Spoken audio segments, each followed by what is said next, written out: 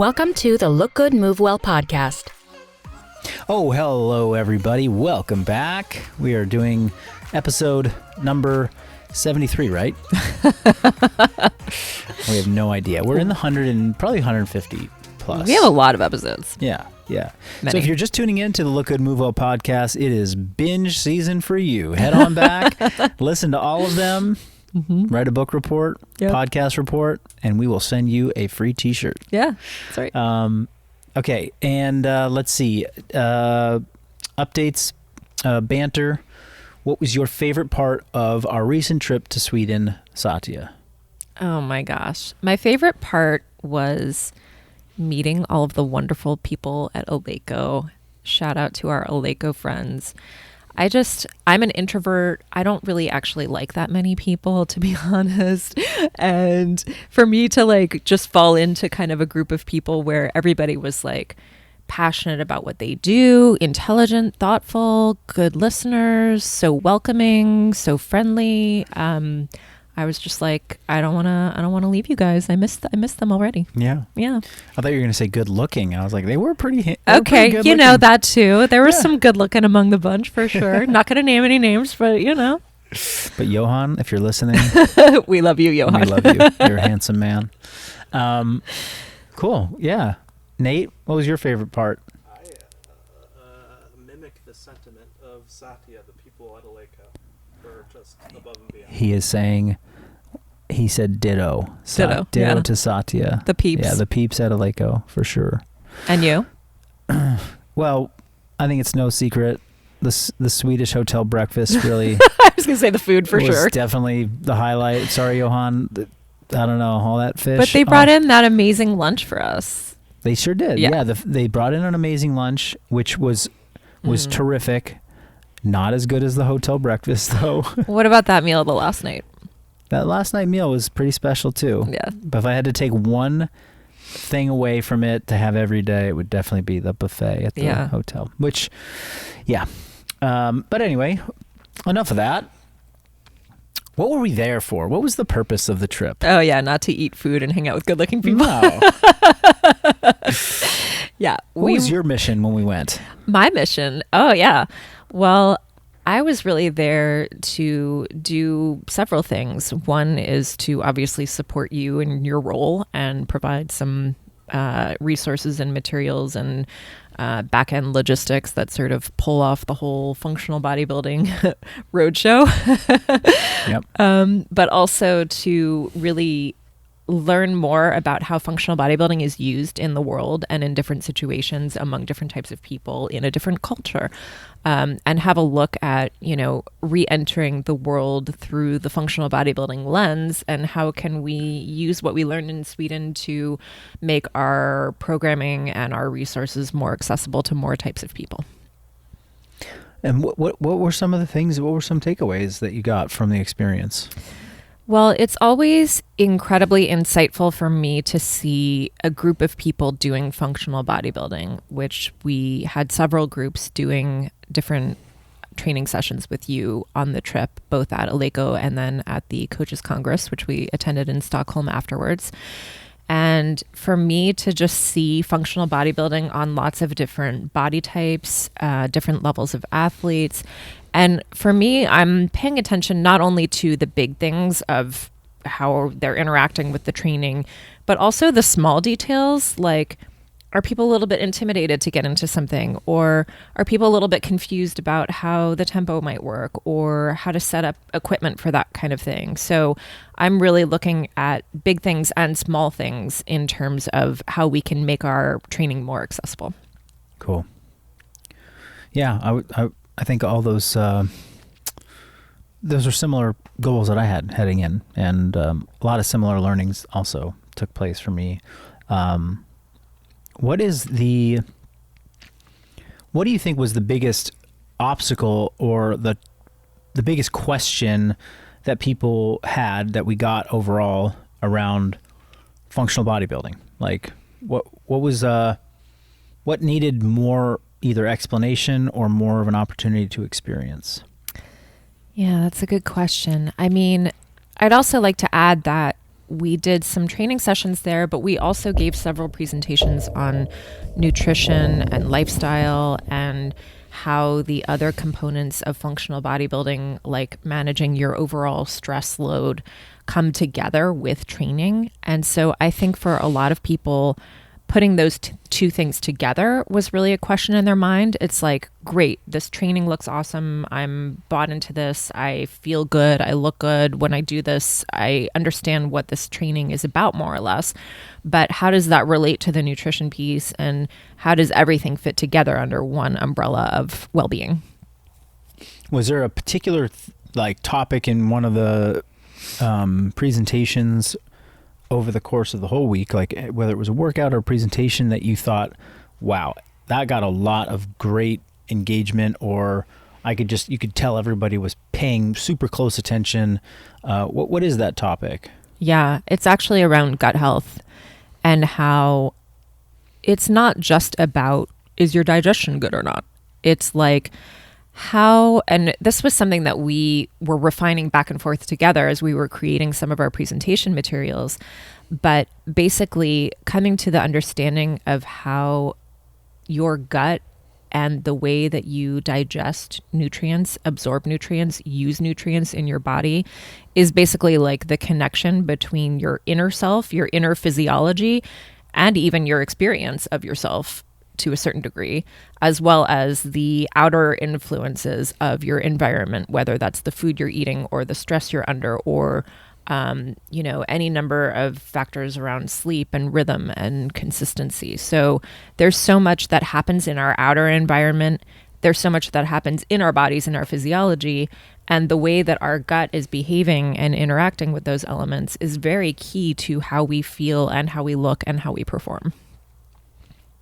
Yeah, and I would say that, we were in a different country, and we haven't done this type of, FBB roadshow here in the States in quite some time. But my assumption and what I believe is that there was not some categorical difference in what that audience in Sweden was interested in and what they were paying attention to and the questions that they had, or the challenges in understanding as compared to our domestic audience or an audience in a different culture. I think that these are things that people in all cultures all over the world are really drawn to, because they are on the topic of gut health. Like, this is something that as modern, globalization happens and, things become more modern, there are technologies, there are foods, there are trends that are just all over the world that impact people's environment and stress. And yeah, there might be a different primary or principal stressor in, Beijing, China versus, Stockholm, Sweden. But, technology and, devices, it's pervasive everywhere, right? Decrease in the quality of soil all over the world, and therefore the decrease in the quality of foods, nutrient density of foods, that's happening all over the world. Yeah. And, now, obviously, the politics of the United States over the past 4 or 5 years have been very inflammatory and stress-provoking for individuals, and maybe that didn't affect people as in the same way, but in different countries.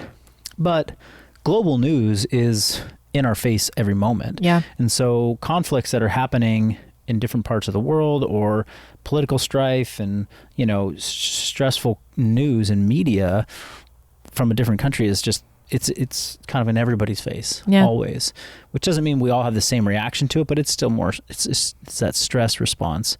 So I think that again impacts sort of, not everybody equally, but in a similar way. And that's why, the concept or the topic of stress tolerance and gut health and how we are managing our external environment internally with our physiology, why that really resonated and resonates with people all over.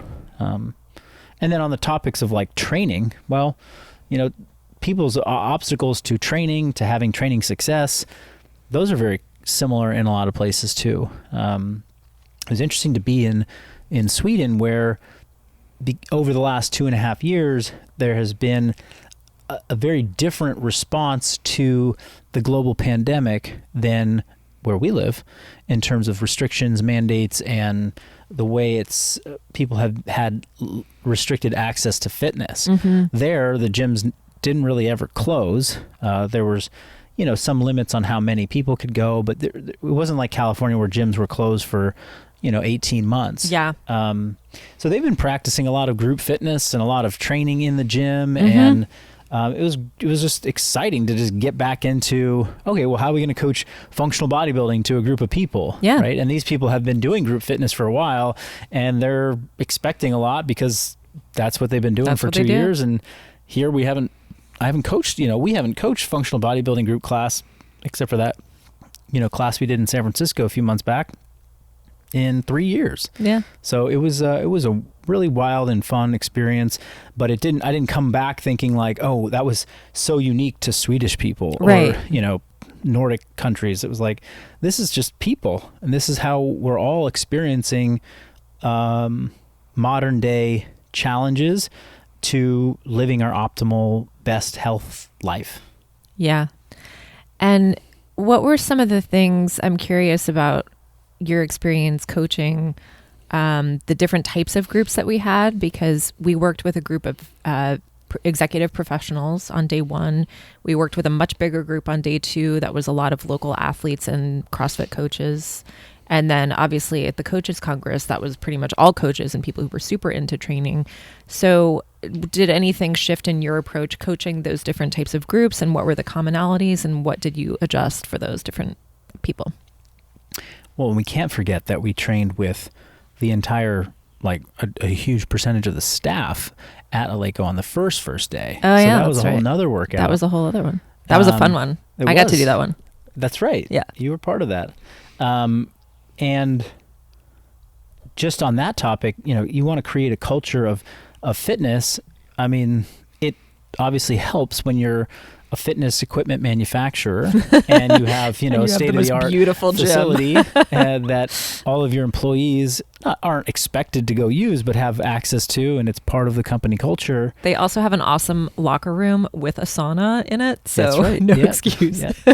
and as much coffee as you could ever want there at a press of a button. Yep. But that's something that I wish, and I know, and I'm sure there are companies out there that are not selling a fitness product that have a similar culture around fitness inside the office, inside the company. And I'm sure there's people at Aleco that don't lift and train in the facility. Yeah. There's got to be, of the 200 plus employees that they have, but they're likely doing something else that's active and fitness related. Otherwise, they probably wouldn't resonate with the company mission and values. But that was something really powerful to see, and that I wish more people could see. It's like, there's people that listen to this podcast that run small businesses or run medium-sized businesses that have employees, and it's like, how can you foster such an active and healthy culture inside of your workplace? Because that is going to transform. For me to coach a group of, let's say it was maybe 40 people that are all employees, and not everyone was like a perfect mover, and not everyone understood exactly what we were doing. But my gosh, give me 40 employees from any other company, it would not have run so smoothly. It was a very easy and fun class to coach, because you have a bunch of people who are athletic, they understand general movement patterns, and they can adapt to what we had them do. So they were excited for it. And they were excited for sure. And whether they paid him on the side, they're like, okay, go be really excited for this guy. We want him to be show psyched. him a good time. Show him a good time. And then the other thing that's really clear is that whether you're a group of executives or really enthusiastic, Aleco customers who are excited to come and do functional bodybuilding, or attending a coaches congress, there's still going to be a variety of different fitness levels. Yeah. There's going to be people who are pretty new, people who are very experienced, and then a lot of people in between. Yeah. And that was true at every session that we coached. So there were, a total of 6 workouts that we coached while we were there. And, there were people that moved extremely well in each one and people that were still learning. Yeah. So that the ability to have a range when you're coaching in groups is so vital. And I think that one of the things that, I learned early on coaching was be a great individual coach first, then you can be a great group coach. And oftentimes group coaching is sort of like an entry point for a lot of people into coaching fitness. More like, there's lower stakes because the customer's, price per session is lower. So it's like somebody's going to come in, they're going to pay $100 or $75 for a personal training session. They have high expectations. Whereas if they're only paying $5 a class, as part of their big package of membership, and they get like a suboptimal experience in the group, they're like, you got to pay for the good stuff. Yeah. But the problem is that, like, at the end of the day, the group class, the way group fitness was built was from an economic standpoint too, is like we're making more money off the group because we have 20 people paying $15 versus one person paying $100. Like the economics work in your favor. And so you're making more money as a company. You need to deliver your best quality coach and your best quality service. And anyhow, so being a great individual coach first allows for you to be a great group coach, because group coaching is coaching 20 individuals at the same time. Yeah. You have to be able to adapt what these individuals are going to do to make sure they get the best experience possible in that session. And something that can help that and something that can harm or hurt that is there's many things, but one that I really take seriously and prioritize is the actual program that you're coaching. Because if you have a program that allows you as an instructor to coach people, to give them cues, to help guide them, to refine what they're doing as they're going, then you have an opportunity to make them better. If you have a program that doesn't allow for that, meaning it really, like the workout itself really only allows you to sort of run crowd control, then your role as a coach is minimized down to babysitting. You're just sort of and by babysitting, I just mean, and this is not to say anything about babysitting as a we know that's service. hard. Yep, that is extremely hard. But it's like, you're just trying to keep people from killing themselves or hurting themselves. You're not really trying to enhance their experience and enhance their knowledge and make them better at fitness. You're just hoping that the workout itself does that and that they all walk out with all their limbs intact. Yeah. And so that was something that really, stood out throughout the course of this, was that the only way we were able to do the group sessions with 30, 40 people, granted we had enough equipment, and in some cases we didn't. We had to really, make some on-the-fly adjustments. That was crazy. That was crazy. Like, we were supposed to have 20 people show up for a workout. I had it all, mapped out in my head, and then we had 45 to 50 people. With some gate crashers. Yeah, in a very, very smallish space for that kind of group. And it's like, but we could make it work because the program gave us the options. So that's where functional bodybuilding to me was like, this is our secret weapon, so to speak, to kind of combat one of the biggest challenges in group fitness, which is not enough coaching, too much cheerleading, and in many cases, people just sort of left to their own devices to sort of just survive and in most cases suffer through workouts. Yeah. One feedback point that we get sometimes from people who follow one of our Persist programs is that, wow, there's a lot actually in this workout. There's some warm up, there might be a pre-fatigue, there might be a hot start, there might be supersets, there might be tempo. There's kind of a lot to wrap your mind around. There are different conditioning formats. And so it's not to say that it's overly complex, because that complexity is always there for a very specific purpose. But how do you translate something that might be more complex as a written workout or for something that you design for Persist into something that's simple enough for a group to understand, or perhaps people who've never experienced tempo before. Yeah, well, I think with writing a training program like Persist for a large number of people who are all going to go out and experience it on their own in different environments, I'm going to err on the side of providing more information and more opportunities to train than less or too few. And that's because we have a commitment as a company to teaching people how to think as athletes, right? The thinking athlete. Yep. Okay, as a thinking athlete, you will, if presented with 10 options or 10 things to do, you're going to know these are the 7 things that I need today. Mm-hmm. This is what I need. And that's the choice of following us and choosing to work with us and to say, hey, I want to do functional bodybuilding. I want to follow Persist. There's more stuff in Persist training wise than anybody can do in a given day. Yep. And I'm not saying like if you follow Pump, I'm saying like if you have Pump, Perform, Pillars, Minimalist, Cardio ebook, and you're like, oh, I'm going to try and get it all in. I'm going to do it all. Yeah, it's impossible. You would work out all day. So you have to make a decision. And we try and educate you and empower you to make those decisions, because you're going to be making those decisions for the rest of your life. Yes. When it comes to movement and fitness. The group coaching scenario is very different. It is a total other end of the spectrum. I would not write Persist Perform as is and write it on a whiteboard for a 60-minute group class.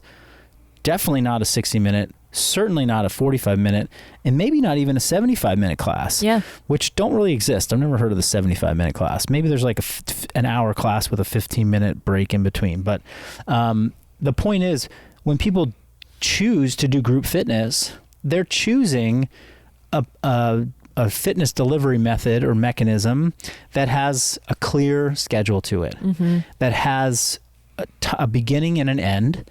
And the expectation is that it has to fit that. If it doesn't fit that, then it starts to immediately take away from what else is happening in that person's day. It's like you just ran 10 minutes over. You are assuming that those 10 minutes are more important to be spent here than doing what I have to do for the rest of my day. And that doesn't make me feel good. Mm-hmm. So your question, how do we go from Persist Perform to what's essential to get done in this time frame? Yeah. And part of it comes down to, well, we have to really evaluate how much time is on the table. And preparation is a non-negotiable in my opinion. You cannot start a workout with weight training intensely. You can't walk into the gym, walk up to the rack, and begin your first working set. It won't happen, right? Whether you're a beginner or an intermediate or an advanced lifter, there's going to be some preparation needed. An advanced lifter is going to need more time to get to their working set, their like true working weights, if they're going to be getting a really good effort and dose response, versus a beginner who might need to do less because their first working set is going to be only at 95 pounds versus the advanced lifters. They got to work up to 315 before they really get into the hard stuff. But in either case, you need some preparation. So preparation in the way we approach it with functional bodybuilding, non-negotiable. Warm up, pre-fatigue, hot start, something. One of those categories that we use, and each of them is they're kind of all synonymous, but they each have some unique qualities to it. A typical warm up for us, right? It's range of motion, blood flow, stability, simple body weight. Pre-fatigue is a combination of what I just mentioned with some loading and some like high rep, high rep loaded contractions, and then a hot start might be more of like an aerobic start to the session where you get some breathing or some conditioning at the beginning. But in all cases, they're preparation and they're things that you should be able to walk right into. Like you can come right out of the office, get on the rowing machine and do, these 3 rounds of row, yoga push-up and step-ups, right? I think that was one thing that actually surprised all of the groups I can think of that we put through workouts in Sweden was how thorough the preparation was. Yes. And people would be like, oh, wow, like I'm breathing heavy, I'm sweating, like this is more than I would typically do for my warm up. But actually people were then very ready to go to the next portion and start some strength training. Yeah. And on a recent trip I took, I went to an early morning CrossFit class, and there was a warm-up that was written on the board that the whole class went through. But they were really just kind of left up to their own devices to go through it. And what was interesting was like it was going to be the same warm-up at 5 a.m. as like noon, as at like 5 p.m. And I was like, man, I don't know if I'd be ready to do some of these things at 5 a.m., but if I came out at noon, maybe that would be part of my work. So I think the preparation, aspect of it has to also be really tailored, and you need to like think about, well, is there a sufficient ramp up period to whatever you're going to do? And, should we be doing empty barbell snatches in the warm up? Are we ready for that yet? Anyhow, so preparation is a non-negotiable. Some strength development is a non-negotiable. Now, we have many ways that we approach strength training, but one that suits the functional bodybuilding, group delivery, in my opinion, very well is sort of like our, I guess you'd call it absolute strength or strength balance, but the superset or giant set sort of format delivery, right? So to monopolize a large chunk of time to do a single exercise at high percentages of your strength, capacity for a few reps with long rests, to me seems inappropriate for what most people are looking for in a group fitness setting. I know they want to get stronger, and certainly, doing heavy lifting with 3 minutes, 4 minutes rest in between sets is appropriate. And warranted when you're trying to do very heavy lifting relative to your maxes. But to consume 25 to 30 minutes of somebody's time allotment for a group fitness class to just do a maximal effort strength, I think it's going to leave quite a few people like unfulfilled, because they're not necessarily as trained. At least in in our experience and what I've seen, they're not as trained, so they might not get as much out of that session as if they did, perhaps instead of 90% of their maximums, if they did 80% of their maximums, and by going down in load, they could superset other exercises inside their rest periods. So this is where bodybuilding principles of weight training and hypertrophy training, I think, come into play. Doesn't mean you don't work hard. It just means that you work at different percentages of your maximal loads. You work at different rep ranges, different time under tension or tempos, and it'll allow most individuals to recover and or superset with other exercises in between, so you can get a little bit more work done in the same total time frame. So that's why I think our FBB approach to resistance training works beautifully inside of a group fitness program, and that's what we did in most of these sessions. Was there were some superset or triset of push, pull, squat, something like that, where people got like a full body resistance training session in. They got to explore different movement patterns, and they got great strength work and some sweat and a little bit of breathing in. Yeah. And another aspect of functional bodybuilding is that strength work and the strength balance portion of mixing in some unilateral movements and things like that also carries into the conditioning portion of the workout. So you're not just doing strength in the strength block and then you're going to go and, knock yourself out with some crazy conditioning thing. You're going to do a little bit more of a pump and a strength piece as you condition as well. That's correct. Yeah. So there's kind of the beginning, the middle, and then the end. I think there is some expectation, at least in a functional fitness program, functional fitness class, of some energy system training. And what's the Metcon? What's the Metcon going to be? Which is great, because it's fun. It's not only just it's fun, but not only that, it's like one of the biggest missing elements to a conventional call it Globo Gym approach to training is an emphasis on work capacity. And I got asked the question, like, what did you learn from your time in CrossFit? What was the biggest takeaway? Perhaps, I have several, but maybe the biggest takeaway and the biggest lesson that I learned was that work capacity as a fitness metric is something that we should all strive for improving. What is your capacity to do work? And work is a measure of, it's like the work you're doing is a relationship between like how much force and distance you're moving things and in how much time. So there's like a force component, contractions, and then a time component, like how long did that take? Mm-hmm. So just very simply, like, look at all those sandbags over there. Like, I want you to move them across the room. So you got to be strong enough to lift it up. To get it across the room once, you got to be strong. To get the next 10 bags across the room, you have to be able to repeat that strength. And to get the 10 bags across the room really fast, you have to have some capacity to move that, more work capacity. Yeah. So that was just like a brilliant concept that we could then measure with, like, how many thrusters could you do in 5 minutes, along with rowing and jumping on a box.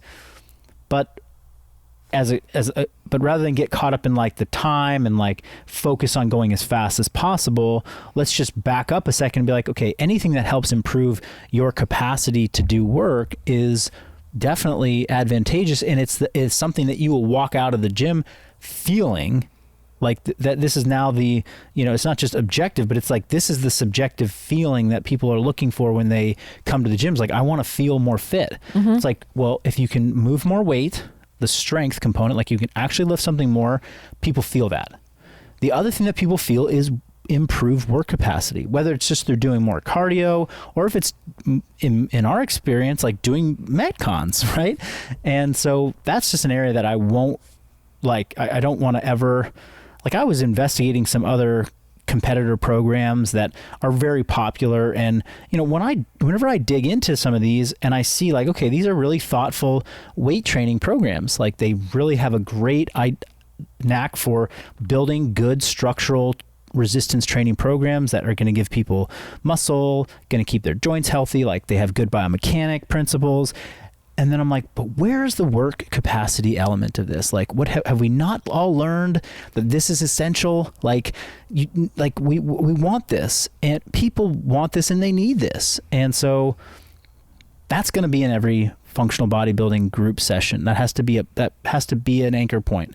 But we are redefining what the Metcon is, because the Metcon in some of the groups that we were exposed to on this trip is always and has always been 3 rounds as fast as you can, mm-hmm. 10 minutes, as many reps as possible. Yeah. Go full on, because that's the only way to improve, it's the only way to measure that you're any good. Yeah.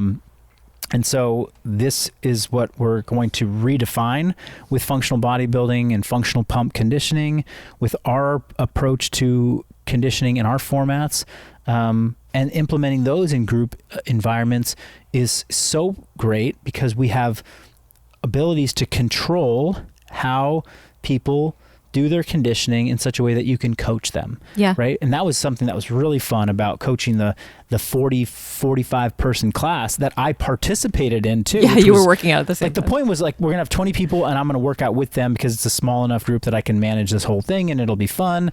And then I'm like, I'm working out with 45 people. How am I going to get a good workout and effectively coach people? And it was, but it ended up being a great experience, and I learned a lot, and I got to coach a lot of people because we designed the workout and the Metcon in such a way that there were rest periods. There was times where people rotated through stations. Each station or each movement had a focus and a controlled point to it where you could actually stop somebody and improve their technique. And yep.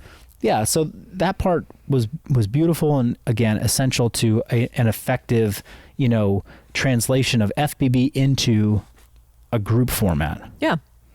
And I think there's so many different details that you can incorporate, which I saw you incorporate to help simplify the concept enough where it's very doable for a group and it keeps everything moving and flowing, but also has the essence of what we're trying to do. So instead of a very, very precise tempo, like I want everyone to learn what 3-1-X1 means right now, it's like, hey, everybody go really slow down, pause for a sec, come right back up. And that's something that everybody can kind of do and see each other doing around the room and get the hang of, or using an EMOM in the work capacity section of the workout so that everybody's moving at the same time. And, you know, the pike leg liftovers come up with the core movement and everyone starts groaning. And like, you know, there was a lot of camaraderie in the room at that point. So it was fun. Yeah.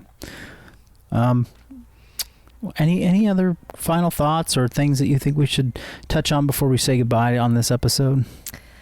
I would just personally love to hear people's questions on this topic, because we are always looking for ways to help get functional bodybuilding in more people's hands.